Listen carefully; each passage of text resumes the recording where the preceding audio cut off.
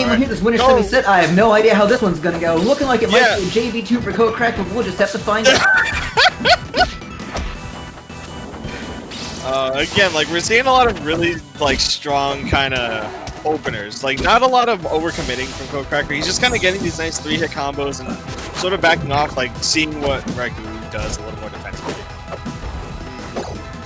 Singular needle. The single. You can't do that anymore into a combo. That's not true. Yeah, it's more of a reason to guarantee now. You have to wait for those air dodges or see that sweet double jump coming out. Ooh. So Ragu seems like someone who hasn't quite found their playstyle yet. Here's the SD.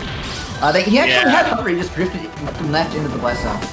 Yeah, that was a little unfortunate. Not sure why he drifted off into the blast zone there. Yeah, you know, Ragu is, it's like, you know, the kind of player who plays against someone and losing, like, okay, I'm doing this too much, so I'm gonna do this, but I'm losing when I do this too. Hasn't quite found his soul yet, you know? Yeah, he needs to kind of get himself going there. Now, CodeCrackr's big mistake here was blowing his double jump at the ledge there, off of that dive kick. Yeah. If I were him, I would have done the bubble before the dive kick double jump. Yeah, just have it prepared. And we see frame 5 coming in there right quick. If your combo really isn't true a lot of the time, you'll more often than not see Rano's trying to nair or back air. Kind of just straight out of it. Kind of like how Zeta will just sometimes use shine if you're being a little sloppy on your combo game. Yeah, Rano's got frame 4 and frame 5. Frame 5 hits backwards. And unlike Crack's backwards frame 5, the reverse rock shine, it actually has a hitbox. Yes, that is actually very true. And it can, on a lot of situations, if you are not ready to DI that, you kind of just go flying. And if you're off stage against Rano, it can be kind of, no bueno. Dropping that one, Ragu. Yeah. Seeing him miss some of his, like, missile setups is a little uncommon, but running into forward smash usually means that you are not ready to DI that. Honestly, even though it's the online era, I still DI moves like that offline. I still did that. Yeah, exactly. It's not a JV2. See, he took 2%. I was wrong. I didn't see that. He got me up bumped by Steam. Yeah. Did he get bumped by Steam? I thought it was a missile. Oh yeah, missiles also do 2%. Cool. Mona. No, on the actual stream they don't see the replays. Oh, right. Just us. Okay, so yes, weird ejection, but no harm, no foul. Yeah. Alright, well he's got mine on, there we go. Not a whole lot off it actually. Good DI out on that up air to kind of avoid like any big damage follows. So, you know, on things like mine and Raster's forward tilt and Crag, when they have the ability to cover every DI option, you can't do the same one every time. So the answer for that is to actually just do a weird DI. You could do just some stupid idiot DI simply because they don't think you're gonna do it. You're telling me to unleash my inner blue. Basically, that literally is why Blue has all those SDs and everything, because he's trying to just find like he's trying to find like new DI, and sometimes DI is die. Yeah. Oh, there we go. Eject is so hard to punish sometimes. You have to really be ready for it, especially at max overheat. Oh yeah, no. A lot of the times you see Ragu eject, it's likely because he knows his opponent's going to try and do a button underneath him. So that button will usually get you caught in the end leg of it all. Oh! CodeCrackr thought he could recover, but was thwarted by Big Chumbo from the top. That was like all the way across the stage too, like my goodness. Yeah, here we go. We see Ragu doing the classic. Actually, those needles were what made like recovering as Eliana just so difficult. Like if they had full stack needles and they jumped right, like it's just a normal full hop, they would cover a lot of the ground that Ellie would want to get to. Needles are one. There are I want to say 3 things that makes this matchup pretty hard for Ileana. First is needles. Second is Rano's super jump. And the third is Rano's aerial speed. And you're gonna be like, well, Rano has big fast aerials, that's relevant to every matchup. But the thing about that with Eliana is Steam is completely worthless in this matchup. Yeah, it really is. With like say Crag, you hit Eliana with a nair and you have the combo through Steam, so you go for a forward air and you get hit because the start of forward air is pretty long. With Rano, you just use your frame 5 aerial, Steam never reactivates after the hitbox. Yeah, basically. In this case, you saw like right there as CodeCrackr came off the platform, he just kind of kicked the Steam out of the way and it just became a non-issue. So it's just a matter of like, well, at this point, you kind of have to find another way to kind of approach your neutral, which is why we're seeing Ragu would be a lot more like missile heavy, a lot more like nair, approaching with more nairs, doing seem like that, like in his face. And you can't really use it as like a trap. Oh! Ragu with the commanding advantage so far. Yeah, he's saying game 1 was just, you know, it was respectable, but like, nah, I'm here to win. There's other steam pairing. Yeah. I don't like charging needles in Elian's recovery. I think Reno can really take advantage of Elian's recovery, especially with, he's dead? Especially with the overheat gauge filled up a little bit. I want to see Super Jump Nairs to the ledge. Super Jump Fast Fall Nair covers, like, Eliana trying to come back extremely well. Yeah, Nair lasting 27 frames as well covers, like, in the event that he does try and go, like, closer to ledge and do recovery where he wave lands, you can honestly just, like, short hop Nair, and that'll just cover that entire recovery animation altogether. So, like you said, super jump Nair, short hop, full hop Nair. I'd like to see a little more of that. Alright, so CodeCrackr is like, well, that game sucked. I want to go home. Yeah, we're going back home for this one. Home field advantage game 3 on Merchant Port. Okay. The swampy estuary. Oh, the swampy estuary. My apologies. Let's just see. Get bonked on this for you. Honest. Ooh. Try yeah. Steam can be sometimes a little finicky to parry, but in that case, I think it was just a matter of it being a little too high. Ooh, that was almost dangerous. Backwards needle, Invisible Man destroyed. Invisible Man is now taking passive percent as the set goes on. Ooh! Almost got kicked into a good restraint there. Alright, we're seeing a lot of Dacus setups, but... Oh, parry's that dead! Oh, yes! He was smart enough to go up there and not even do up smash. Do the sweet spot down smash and gets that stock so early. Rano's down strong, for those who might not know, tied for one of the strongest smashes in the game. Great tech there, by the way. Dead. But it doesn't matter. The option coverage is actually the same strength as Orcane up strong. So if you ever need a move, if you want to kill somebody and they're at like 80%, chances are, if you're positioned well, you can just down strong and that'll just clean it all right up.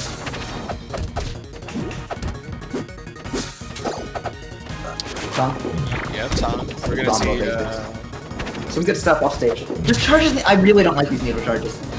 No, you're literally dead because you tried to charge needles instead of actually attempting an edge guard. Yeah, I feel like continuing the edge guard there, at least doing like a single needle there would have been a lot better. Like, because when he's like up in the air like that, and you can't chase Ellie like that high, even as Rano, it would be better to just sit on stage like, alright, I'm just gonna get my neutral win. Because like needles is so good for Rano and neutral. Like it helps him close distance, it helps him get his combo started. Yeah, see, like right there, like Ragu really can't do much except CC the needles and just take it. Big poison. Yep, big poison. I mean, alright, here's an extra. This is what I like seeing. Yeah, that's what you do. You just use aerials instead of needles. In conjunction, if you have time, they're into a fast edge guard, and when they do the eject, you can just do any Rano aerial, and it'll snag that. Yeah. Alright, here we go. Dash attack combos.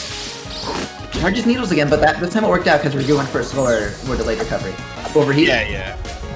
Ooh, okay, I would have loved to see tongue there. If he had tongue there, that would have been so good, yeah. Rano, of course. Ooh, bad trade there. Back off stage, just getting pelted with these needles right now. It looks like CodeCrackr is just doing needles out of like muscle memory instead of like really evaluating when they're good in the situation. When Ragu is far away, needle good. When Ragu is close, needle is actually the worst thing you can do because they just. Ooh, is that it? No, wrong hitbox, a forward air, but that'll kill. Yeah, jab trading with up smash there. That's unfortunate, but CodeCrackr clutching it out and taking game 3. That's a nice lead here. We're giving you someone 2 in a row to advance to winners finals. Yeah. I do think you're right. I think more thoughtful use of needles in neutral in general would be really good here. Just because we're seeing a lot of cases where he's doing it out of muscle memory on the edge guards, just single needle.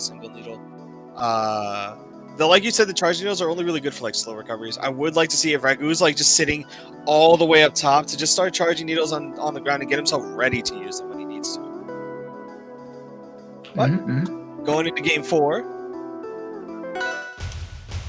Behold! Yeah. The other home field advantage. Wow. Yeah, no, strong start. Alright, well, so far. It says 3-1. That's the PSR thing. Oh, yeah, no, that's a, I believe that was a... Oh, yeah, that was an issue. earlier. I think we were yeah. Oh boy. Oh boy. Oh, there it is. Yep. That's my commentary. The commentary is just, oh boy, he kind of just died. All right. I didn't even say that part. Uh-oh. Yep, this is bad. This is kind of... Alright. CodeCrackr's turn, he has to make this count. Good air dodge. Didn't drop a landing nair there, just kind of let it happen. Yeah. I was surprised he was able to get back with a forward air. Look, he did the needle, but it's single needle, it doesn't do knockback, so Ragu just landed back on stage when it was an end lag. If that was a nair instead, it would have continued the situation in CodeCrackr's favor. Right now, we're just kind of seeing we're not seeing Ragu able to get those sort of like forward smash combos that Ellie can get. CodeCrackr has a really good drift guy out there.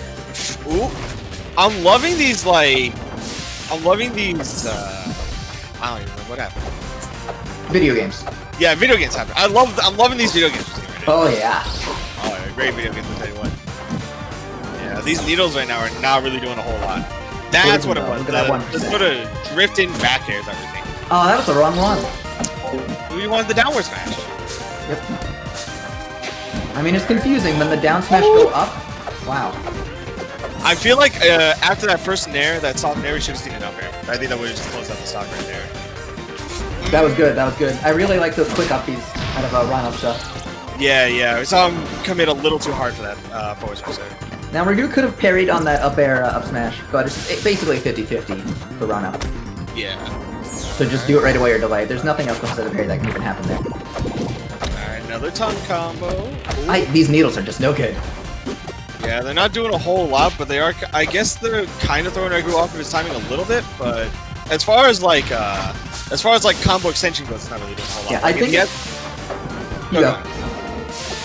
We're in a stalemate. Alright, I'll go. I think it's pretty clear to me that CodeCrackr is doing these needles preemptively without reacting to where his moves are sending Ragu. And even though we're in the online era here, I really think CodeCrackr has time to analyze that and really make sure that this is a situation where needles would make sense and not just give away the opportunity. Yeah. I was gonna say, in this situation, like, a lot of those needles, those single needles, aren't really giving him the combo extension that he really wants. So, in most cases, he's able to buffer an air dodge out of the way of, like, the whole situation. But his last stock... Oh boy. Good stall. Actually, a bad stall. Yeah, it started off good until he got hit by that forward smash. It's over. Yeah, that's it. No bubble stall available because the bubble wasn't destroyed, so... Stalling against Eliana is actually more dangerous than just landing. True, because the missile's really good at sort of, like, harassing you off stage. I kind of like this counter pick personally, just because the mid platforms really work really well for Ano, and I feel like just having such a big stage allows him to survive a lot longer. But yeah, that is true. I think that CodeCrackr has had more luck with just winning through on-stage conversions and surviving Ragu than actually exploiting an edge-guarding Ragu. So you may as well play to your strengths here instead of try to adjust your gameplay entirely. Yeah, we've seen a lot of kills off the top. We've seen a lot of trade kills. I think in most cases, like, we're probably gonna. I'd like to see more like on-stage Dacus confirms, because that seems to be what's really like closing the stocks out for him. Now, CodeCrackr in the chat said the stage pick was random because he ran out of time, but I still think it's fine, actually. Yeah, I think that the stage fares Rana pretty well. Like, Nair will still cover like all of the mid plat and all of the top plat. You can super jump Nair onto the top plat and cover like all of that if you want to really text somebody up there. Now this is kind of what I meant by Ragu not quite figuring out a consistent playstyle. Now he's just camping because it's big stage, so can't good on big stage. So I guess I'll do it. And that's a practice that I abide by on Crack, for example. But I want to see if Ragu's actually good at it and knows how to camp and actually get something out of it instead of just making the timer go down with nothing happening. Right. You want to see him kind of play defensively, but like force approaches from his opponent by like sort of poking at him on occasion, getting him to make a more reckless approach as opposed to just kind of like sitting on the top platform. Like, I am now here. Yeah, and how Ragu won the previous games was by taking aggressive options and not by camping. So this change in playstyle might not work out for him. It's possible, yeah. I think Sour spot. Yeah, he almost killed on the side there. Good, Alright. Dacus closes it out.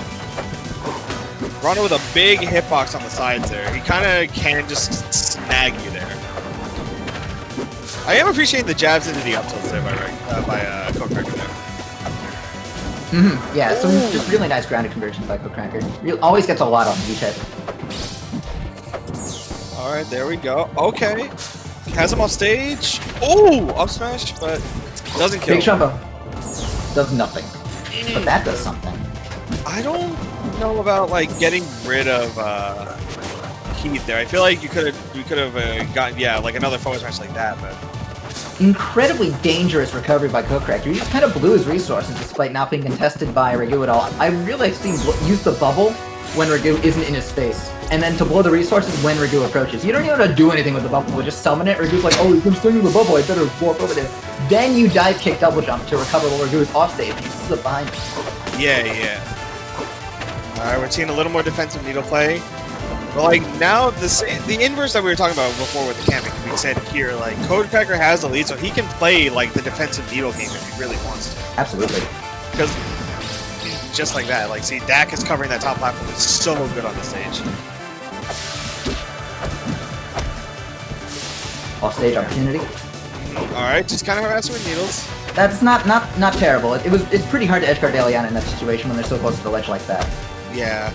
You could have spent time. He could have spent the time trying to get closer to the stage, but being so far away, Ellie probably could have back in time. Edgeguard ruined by offstage theme. But look at all this damage he's got. 94 in counting just because of the past poison damage. Alright. I think one tongue does it. Just Sweet Sour Smash out of that. Or, Sour Spot off the platform. Just really good stuff. I wonder why CodeCrackr even bothered wavelining on the platform, because it hits from under, and Eliana will get hit by the Sweet Spot pretty easily. Yeah, I was gonna say, like, in that case, like, you could have just done a traditional Dacus, and that would have covered, like, all the options there. But he takes it 3-2, moves on to winners finals. Yeah. Well, the question is, who's he gonna fight? Who will challenge Frog? That's what we have to find out.